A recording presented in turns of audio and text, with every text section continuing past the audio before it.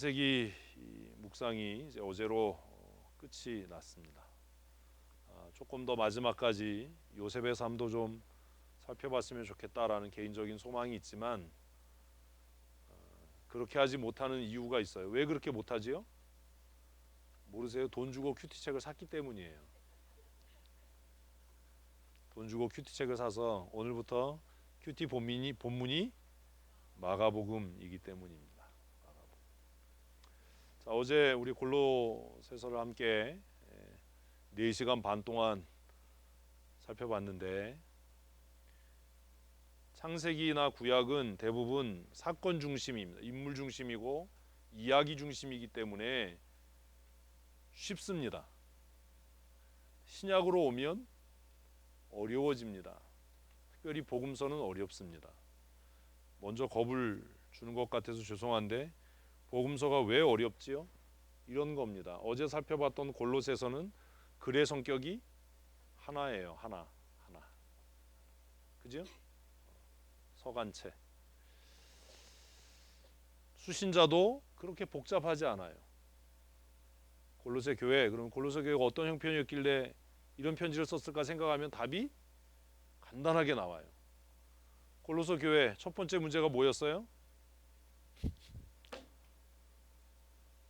어제 그렇게 했는데 첫 번째 문제가 뭐였어요? 고미자 원사님, 첫 번째 문제가 뭐였어요? 영지주의 같은 소리 하고 있네. 영지를 삶아 먹어라. 철학이었잖아요. 철학적 논쟁. 두 번째는요, 율법주의였어요. 유대주의로 회귀하려고 하는, 절기에 매이고 음식 규정에 매이고 할례 받아야 된다라고 이야기하고 했던 것들. 세 번째 문제가 뭐였어요? 이렇게 이 기억에 남아야 되는데, 그죠? 어제 고민을 했어야 되는데 막 받아 쓰느라고 정신이 없어. 받아 쓰기 하면 아무것도 안 남아요. 생각 안 하면. 그래서 그 문제들을 설명을 하면서 바울은 예수 그리스도가 모든 만물보다 뛰어나시고 예수 그리스도가 만물의 근원이시고 모든 것, 보이는 물질 세계와 보이지 않는 세상의 권세조차도 그리스도로 말미암았고 그리스도를 위하여 창조됐으니까 너희가 세상의 가치를 따라 살아갈 것이 아니라 그리스도를 머리로 하나님께서 세우신 목적대로 거룩한 교회로 살아가야 한다. 하나님 나라의 소망을 둔 사람으로 살아가야 한다. 그래서 3장 5절 이후부터 천국의 소망을 둔 사람이 어떻게 살아야 하는가라고 하는 실천 적용을 기록을 했던 겁니다. 그 서간체는 발신자와 수신자가 누구냐만 밝히면 내용을 어렵지 않게 이해할 수 있어요. 그래도 참 고마운 게 신약 성경의 반이 편지이기 때문에 어렵지 않지요. 근데 문제가 뭐냐면 이 복음서입니다. 복음서는 좀 어려워요. 왜 어렵지요? 복음서는 글의 형태가 명확하지 않아요. 복음서라거나 한 권의 책 속에 설교도 있고요. 비유도 있고요. 또 사건을 기록하고 있는 사건 기록도 있습니다. 여행을 기록하고 있는 기행의 형태도 있습니다. 한 권의 책 안에 다양한 글의 성격들이 등장합니다. 그래서 빨리빨리 옷을 갈아입지 않으면 놓쳐요. 뭔 얘기냐? 복음서를 읽는데 갑자기 뭐가 나와요? 예수님의 설교가 나와요. 그러면 도구를 바꿔야 돼요. 해석의 도구를. 근데 그 설교를 읽다가 보니까 뭐가 나와요? 비유가 나와요. 그러면 또 해석하는 도구를 바꾸지 않으면 큰 실수를 합니다. 왜 신학교육 받은 목사님들이 왜 말세론 종말론 외우면 이렇게 자꾸 이상한 짓을 하냐? 그걸 이해를 못하는 거예요. 이게 무슨 이야기인지 이해를 못해. 이게 상징인지. 신약 성경의 반을 차지하고 있는 서신들은 어떻게 해석해야죠? 문자적으로 해석해야 됩니다. 잘 해야죠, 그죠? 넋 놓고 있으면 안 돼요. 대답을 하셔야 돼요. 이게 우리가 지금 웃을 만큼 이렇게 여유 있는 상황도 아니고 좀 심각해져야 되는 겁니다. 신천지의 실체가 밝혀지면서 정말 두렵지 않으세요? 교회에서 씨가 말라버린 청년들이 2, 3천 명씩 막 방석 깔고 무릎 꿇고 교회에서 누가 무릎 꿇고 앉으라면 교회 나오겠어요? 무릎 꿇고 앉아서 그냥 오와 열을 맞춰서 무릎 꿇고 앉아서 손뼉 치면서 그걸 찬송이라고 해야 되나? 노래하고 기도하고 2시간씩 3시간씩 말씀 듣고 시험 보고 하는 일들을 보면서 두려워지지 않으십니까? 이길 수 있겠습니까? 교회가 버텨낼 수 있겠습니까?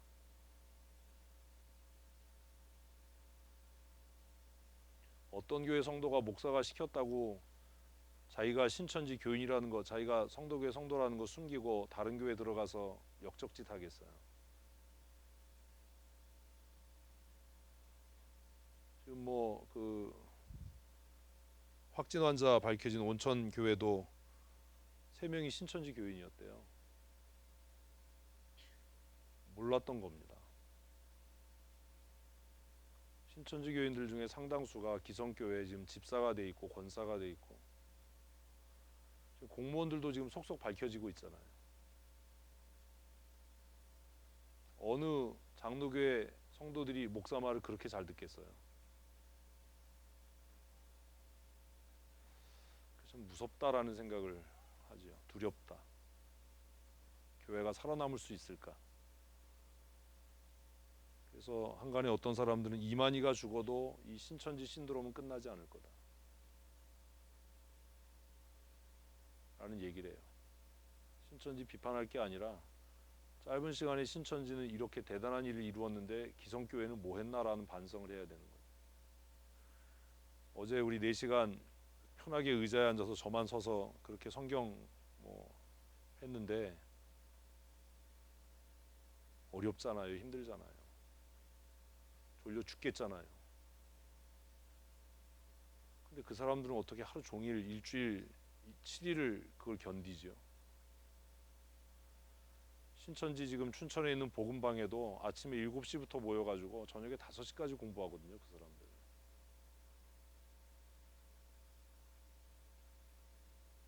우리는 조금만 있으면 교회 너무 모이고 교회 자주 모여서 사회생활 안 된다. 교회만 붙잡아두냐 이런 소리, 교회 일이 너무 많다 이런 소리 하는데 어떻게 이길 거냐? 이길 가능성이 있겠나? 희망이 있겠나? 제가 아까 서재에서 우리 집사님들하고 그 얘기했거든요. 결국 시간이 쌓이는 게 힘이다. 시간 문제다. 구원파도 그렇고 걔네들 집회하면 일주일 내내 하잖아요. 24시간 달라붙어서. 지금 이렇게 확산된 이유도 그것 때문이잖아요. 그죠? 따닥따닥 달라붙어서. 그럼 고민을 좀 하시고 긴장하셔야 돼요. 신천지 실체가 드러나면서 정말 더 두려워져야 되는 겁니다. 교회는. 뭘로 해도 안 되겠구나. 성경 지식으로도 안 되고 열심으로도 안 되고 뭘로도 안 되고 맹목적인 순종이라고 하지만 순종으로도 안 되고 어떻게 해야 될까? 그런 고민하는데 방법은 딱 하나예요. 말씀으로 돌아가는 거예요. 성경으로 돌아가는 거예요. 잘 배우시고 정신들을 차리시고 하셔야 됩니다. 복음서는 많이 어렵습니다. 마가복음을 시작하기 전에 그래서 마음을 단단히 먹어야 됩니다. 문단 나누기 잘하셔야 되고요. 글의 성격이 바뀌면 빨리 전환하셔야 돼요. 서신은 어떻게 해석해야 된다고요? 문자적으로 해석해야 돼요. 성경을 해석하는 가장 기본적인 원리는 뭐예요? 문자적 해석이에요. 대부분 사람들이 상징적으로 해석하다가 망하는 거예요. 무슨 이시 10개국이 통일되면 예수님 이런 정신 나간 소리 하면 안 되는 거예요. 다니엘에 있는 10불 가지고 그 짓을 했거든요. 근데 다니엘에 써 있는 그 10불은 이미 지나간 역사에 대한 이야기지 앞으로 될 일이 아니에요. 지금도 교회 안에 많은 사람들이 그 10불의 이야기가 10불이 또 뭔지도 모르는 사람도 있죠. 우리 안에. 그게 앞으로 될 일이다. 마지막 예수님의 재림의 때에 될 일이다. 이렇게 정신없는 소리 하는 사람들이 많은데 도와줄 방법이 없어요. 설교 듣고 성경 공부하는데 졸리고 이러면 회개하셔야 돼요. 빨리. 뭐가 문제가 심각하게 있는 거예요. 우리 그런 생각 안 하거든요. 어쨌든 복음서는 성경을 읽어가면서 그래 성격이 달라지면 도구를 빨리 바꿔야 됩니다. 비유는 어떻게 해석해야 돼요? 비유로 해석해야 된다는 게 뭐냐고. 그런 것들에 대한 기본적인 이해가 없으면 성경 해석하는데 큰일 나요. 이런 거지요. 뭐 양진머리 구워 먹으면 어떻죠? 그런 거 어떻게 잘 알아? 성경은 모르면서. 양진머리 뭐 해야 돼요? 국 끓여야 돼요?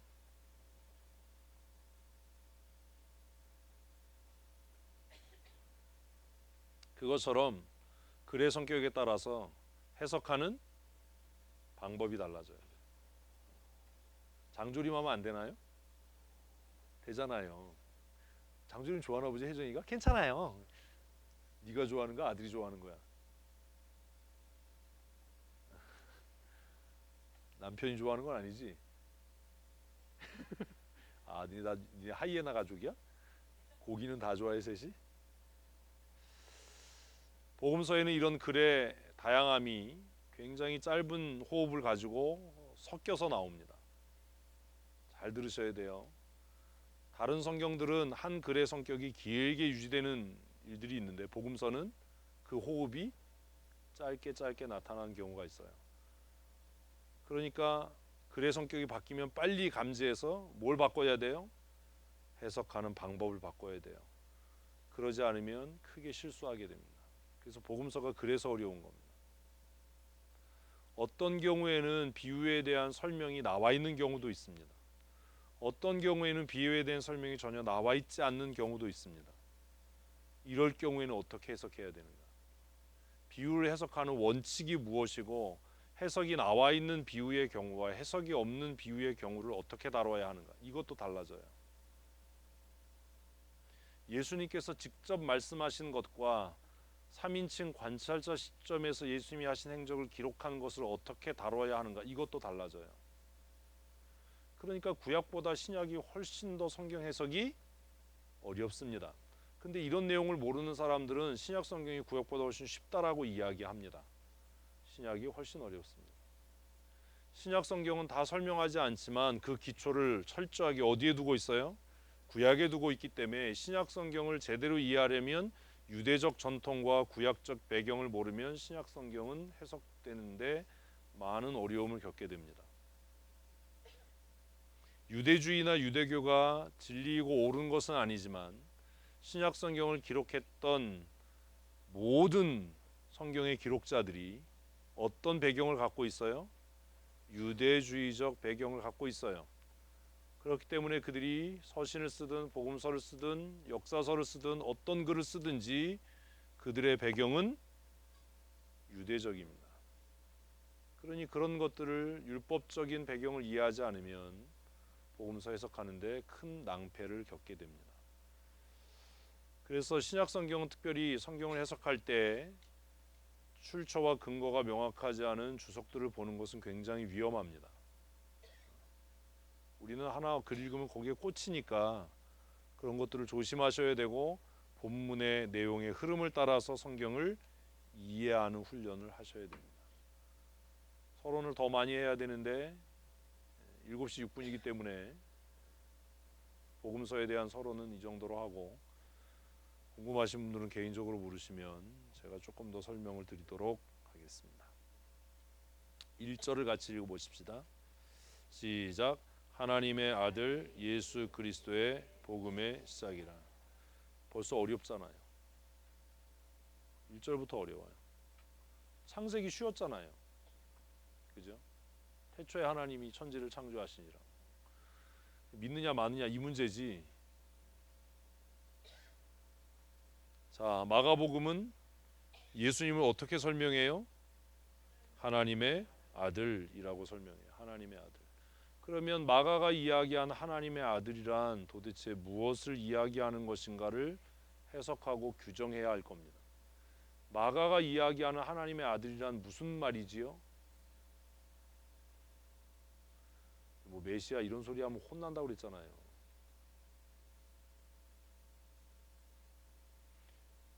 유대적인 사고로 하나님은 아들이 있을 수 없어요.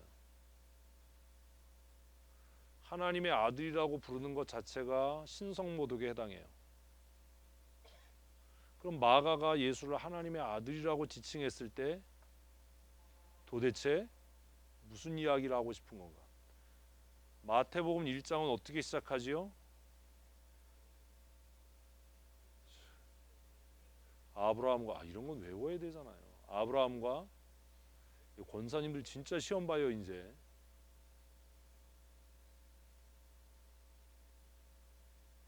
아브라함과 다윗의 자손 예수 그리스도의 세계다라고 시작을 해요. 근데 마가는 달라요. 복음서마다 이런 차이가 있어요. 요한복음은 어떻게 시작해요? 태초에 말씀이 계시니라 그 말씀이 하나님과 함께 계셨으니 그 말씀이 곧 하나님이시다 이렇게 시작해요. 근데 마가는 굉장히 독특하게 그의 복음을 시작하면서 그의 편지를 그의 글을 쓰면서 하나님의 아들이라고 씁니다. 그러면 이 서신을 읽는 1차 수신자는 하나님의 아들이라는 것을 어떻게 받아들였을까요? 우리는 어떻게 받아들이고 있습니까? 우리는 종교적으로 이미 많이 오염되어 있기 때문에 이 말을 들어도 전혀 이상하지 않아요. 근데 처음 복음을 듣는 사람 입장에서 하나님은 신인데 신의 아들이라고 하면 도대체 예수는 뭐냐? 어떤 존재냐? 이런 의문이 들지 않겠어요? 근데 그런 위험성을 감수하면서 왜 마가는 예수님을 뭐라고요? 하나님의 아들이라고 소개하고 있는가? 모든 신약 성경이 유대적 배경을 갖고 있다라고 이야기했는데 아들이라는 말은 도대체 유대 사회에서 어떤 의미를 갖는가?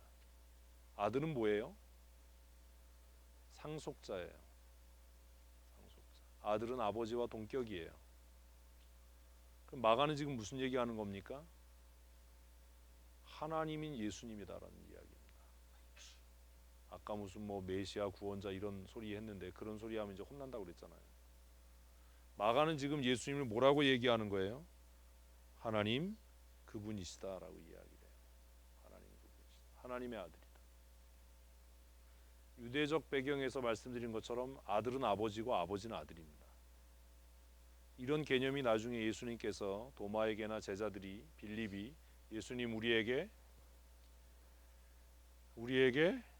아버지를 하나님을 보여주세요 라고 이야기할 때 예수님은 뭐라고 이야기했지요?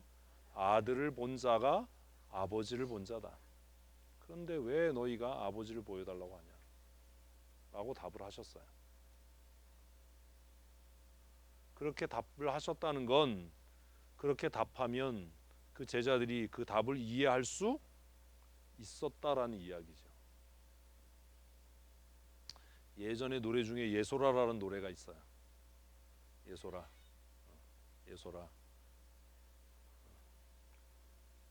할아버지께서 부르시면 내 하고 달려가면 너 말고 내 아범, 내 어멈, 내 이름 어딘가에 엄마 아빠가 들어있기 때문이다. 성경을 못 외워도 노래 가사는 좀 외워요. 그런 개념들이 있는 겁니다. 그래서 마가는 예수님이 하나님이야 이렇게 선포하는 것은 조금 무리가 있어 보였던 것 같아요. 수신자에 대한 얘기는 제가 안 하는데 그래서 예수님을 뭐라고 지금 이야기한다고요? 하나님의 아들이라고 이야기해요. 근데 그 예수가 뭐예요? 그 뒤에 뭐라고 써 있어요? 그리스도라고 써 있잖아. 아니 이분들이 진짜 자꾸 소설을 쓰지 말라니까. 그분이 뭐예요? 그리스도예요. 뭐 또 예수 그리스도야. 하나님의 아들 예수 그가 누구예요? 그리스도예요. 사실 여기가 끊어져야 되는 겁니다. 예수와 그리스도는 다른 얘기거든요. 그래서 끊어 쓰는 게 중요한 거예요. 근데 우리는 예수 그리스도를 항상 붙이니까 이게 끊어져야 된다는 걸 모르는 거예요. 하나님의 아들 예수, 이걸 다시 문장으로 쓰면 어떻게 쓸 수 있어요? 하나님의 아들 예수, 그 다음이요. 그는 그리스도이시다. 이렇게 돼야죠. 뭘 또 하나님의 아들이 또 나와요. 이런 훈련들을 하셔야 돼요. 제가 문장을 만들어라라는 이야기를 그래서 하는 겁니다. 하나님의 아들 예수, 그는 그리스도이시다.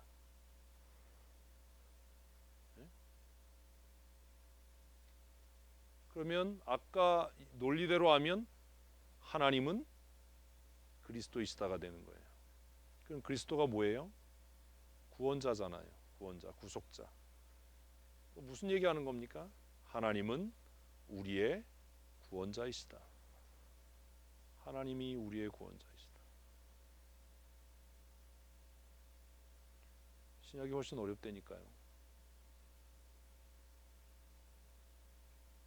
마가는 그의 복음서를 시작하면서 예수님을 그렇게 소개하고 있어요. 예수, 그는 하나님의 크게요. 하나님의 아들이시다. 예수, 그는 그리스도이시다. 그리고 내가 지금부터 하는 이야기는 복음이다.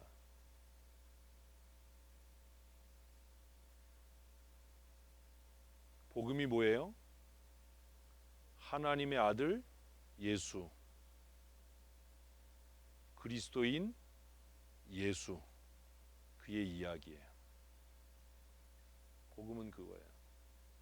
그래서 제자영육반하면서 복음은 예수 이야기다라고 제가 말씀을 드렸어요. 그래서 마가가 쓴 복음이라고 하면 마가가 기록한 예수 이야기, 이게 마가복음입니다. 마태가 쓴 예수 이야기, 그게 마태복음이다. 그래서 그 중간 과정을 다 빼버리고 제자영육반 할 때는 시간이 없으니까 그 결론만 얘기하는데 헛짓을 한 겁니다. 우리 다 제자영육반 끝났는데 대답을 못하는 거예요. 그래서 복음서는 이 첫 번째 예수를 어떻게 조명하고 있느냐가 굉장히 중요합니다. 마가는 예수님을 하나님의 아들, 예수님을 그리스도라고 이야기해요. 그리고 그분의 삶 전체가 복음이다. 복음이 뭐예요? 좋은 소식이죠. 좋은 소식. 근데 어떻게 예수가 복음이지요? 복음이라는 말은 이게 조금 어려운 이야기인데 이런 겁니다. 배고픈 사람에게 복음은 뭐예요? 빵 아니에요. 갈비지. 먹을 거 빵이라고 그러면 안 되고 배부르게 할 수 있는 거예요. 목마른 사람에게 복음은 음료예요. 갈증을 해결할 수 있는 것. 그러면 배고픈 사람과 목마른 사람에게 복음은 같아요? 달라요? 다르지요. 그런데 이것이 보편적인 복음이다라고 이야기할 때 그 명제가 성립하려면 그 복음은 어떤 특징이 있어야 돼요? 모든 사람에게 적용성이 있어야 되는 겁니다. 그래서 복음은 보편적이어야 합니다. 잘 이해하셔야 돼요. 배고픈 사람에게도 배부른 사람에게도 반드시 필요해야 하는 겁니다. 부자에게도 가난한 사람에게도 반드시 필요한 것이 복음입니다. 그래서 이런 복음에 대한 개념을 가지고 오래전에 만들어진 복음성가가 그들은 모두 주가 필요해. 우리가 예수 믿으면 부자 됩니다라고 하면 이게 이단인 이유는 예수 믿으면 부자 됩니다라고 하는 그 복음은 부자들에게는 적용성이 없어요. 예수 믿으면 병납니다. 병자에게는 적용성이 있을지 모르지만 건강한 사람에게는 적용성이 없어요. 그러니 그건 복음이 아니에요. 그러면 뭐가 복음이에요? 뭐가 복음이에요? 너 예수 안 믿으면 지옥 가, 이게 복음이에요. 왜요? 죽음과 지옥은 모든 사람에게 보편적으로 임하는 형벌이기 때문입니다. 예수 믿으면 애들이 잘 돼요. 예수 믿으면 건강해요. 화목해요. 이런 소리 하면 예수 믿으면 머리 터지게 싸울 수 있어요. 예수 믿는데 우리 가정은 왜 화목하지 않을까? 그런 생각하면 안 돼요. 예수 믿어서 화목하지 않은 게 아니라 인간이 못돼서 화목하지 않은 거예요. 예수 믿어도 경제적으로 어려울 수 있어요. 병들 수 있어요. 사업이 망할 수 있어요. 근데 한 가지 분명하게 다른 건 예수 믿어서 사업이 망하든 뭐 부부싸움을 뭐 대가리 터지게 하든 뭐라든 관계없이 어떻게 된다는 것, 죄로부터 자유함을 얻고 하나님 나라 가게 된다는 것. 아멘이시죠? 그게 복음이에요. 그러니 전도 그렇게 하셔야 돼요. 모든 사람이 죄를 범하였으며 하나님의 영광에 이를 수 없고 한 번 죽는 것은 사람에게 정해진 것이고 그 이후에는 하나님의 심판이 있는데 그 심판으로부터 자유함을 얻을 수 있는 유일한 방법은 예수 그리스도이다. 이게 복음이에요. 이게 뭐가 어려워요? 교회 한번 나와보세요. 이런 넋없는 소리 하지 말고 한번 나와봐서 되겠습니까? 목숨 걸고 믿어야지. 한번 나와보라고 전도하니까 한번 나오고 안 오잖아요. 한번 나와봤는데 별거 없더라. 뭐 이렇게 끝나는 거잖아요. 처음부터 그렇게 접근하면 안 돼요. 처음부터 세게 얘기해야 돼요. 너 예수 안 믿으면 지옥 가. 너 반드시 지옥 간다. 구슬러서 뭐 교회 나오게 하겠다 이런 생각하지 마세요. 복음은 그런 거예요. 예수 아니면 지옥 간다. 응? 마가는 그래서 자신의 복음서를 기록하면서 예수 그는 하나님이시다. 예수 그는 인류의 죄를 대신해서 구원을 완성할 메시아이시다.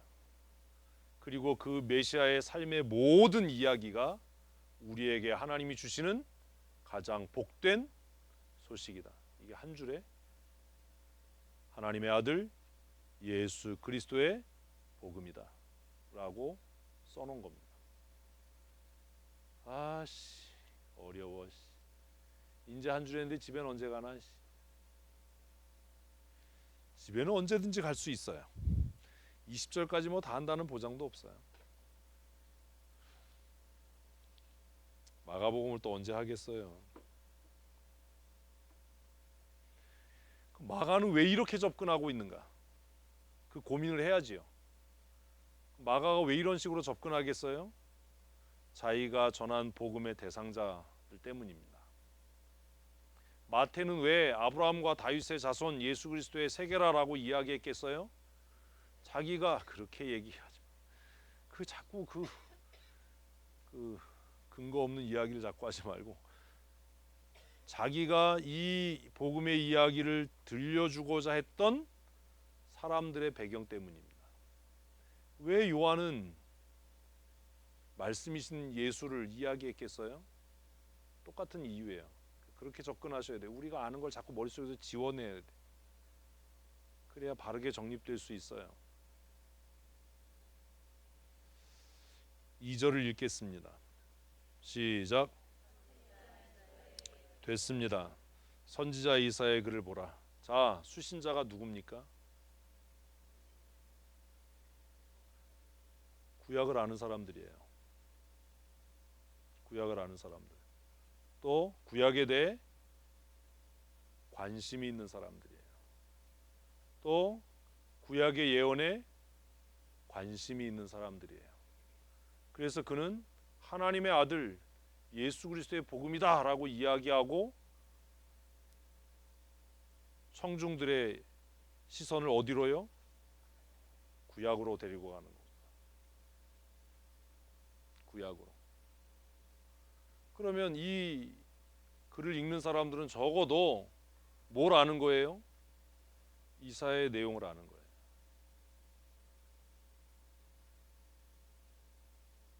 수신자가 누굴까?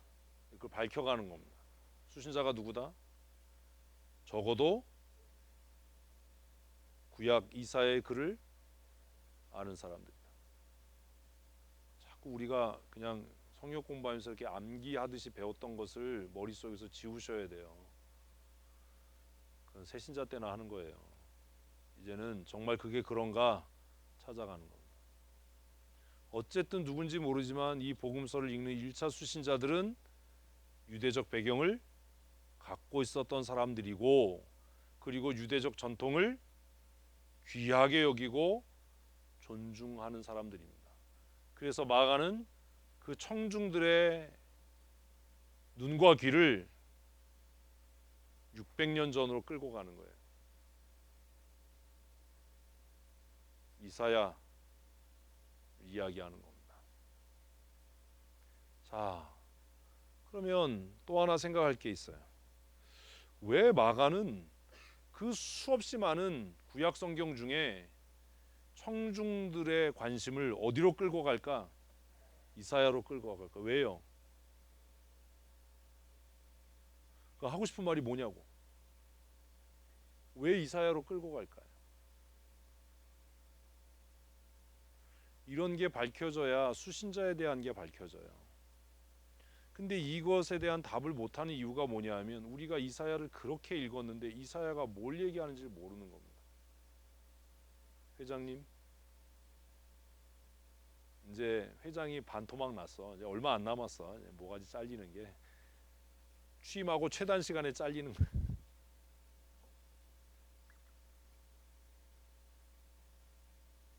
왜 이사야로 끌고 갔겠어요? 이사야 전체 내용이 뭐예요? 진짜요? 아니면 어떡할래요? 아니면 말고 아이씨 죽여줘요? 전 사람 안 죽여요. 이사야의 전체 내용이 뭡니까?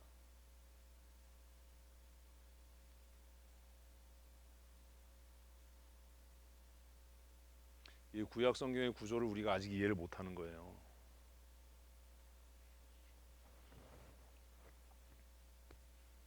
이사야가 꿈꾸는 게 뭐예요?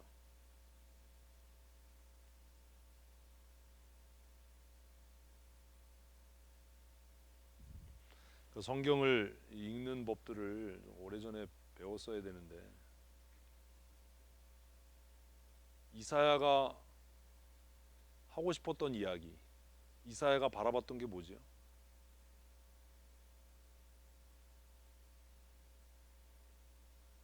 이래서 신약이 어려운 거예요. 제가 빨리 답을 얘기했으면 좋겠죠. 얘기 안 할 건데. 고비전 선생님 이사야 1장 찾아서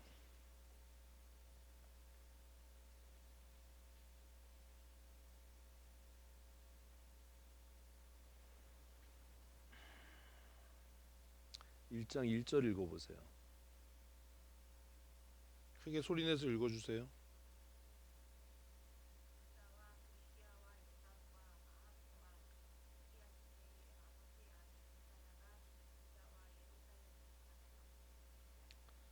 지금 이사야는 무슨 이야기 하는 겁니까? 계시는 넷이 친구예요? 뭔 얘기예요? 유다와 예루살렘에 관하여 본 계시라. 무슨 얘기입니까 이게?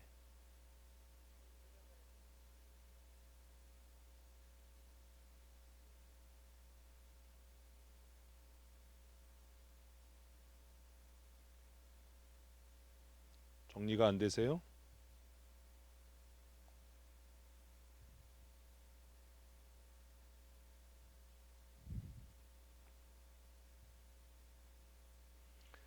그러면 이사야 66장으로 가세요.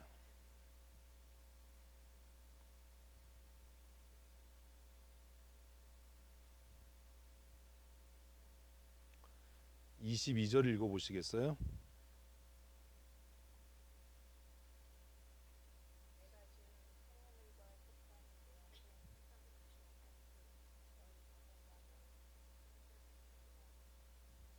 자, 이사야의 내용이 뭡니까?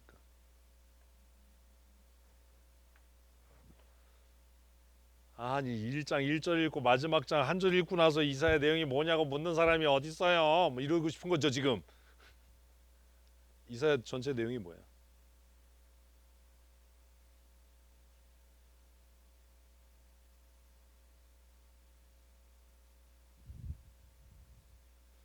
나는 세파트보단 조금 낫다 라고 생각하는 분 있으면 손 들어보세요.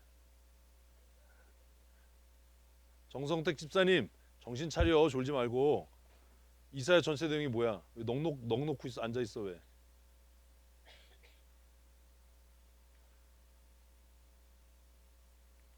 제가 빨리 대답을 안 해드리는 이유는 고민하라고 그러는 거예요. 고민하라고.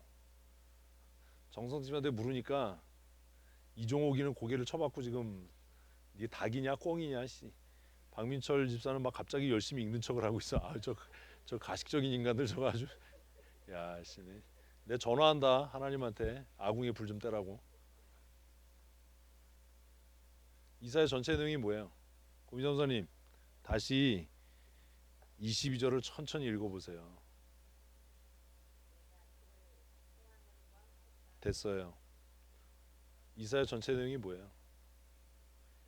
신천지네. 신천지네. 아유. 이사야 전체 내용이 뭐예요? 이사야는 뭘 바라보고 있어요? 새하늘과 새 땅이지요. 그지요? 고민 선생님 날 봐요 이제. 이사야가 바라봤던 건 새하늘과 새 땅이에요. 이사야 전체 내용이 뭐예요? 마지막 때에 될 일이에요.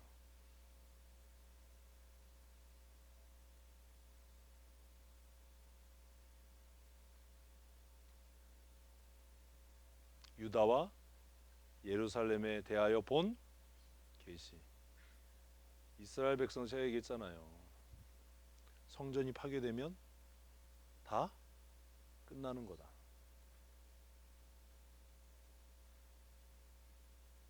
그래서 구약의 선지서는